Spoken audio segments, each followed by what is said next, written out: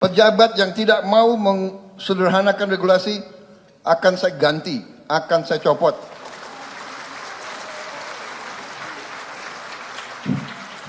Banyak anak-anak muda yang nunggu diberi kesempatan.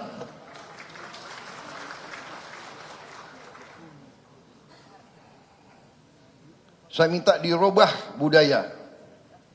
Kalau bisa dibikin susah, kenapa dibikin gampang? Robah cara berpikir seperti itu.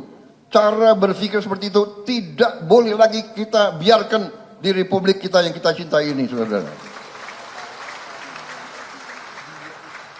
Pejabat pemerintah, regulator adalah melayani masyarakat, mendukung, membantu semua pihak yang ingin bekerja di Indonesia.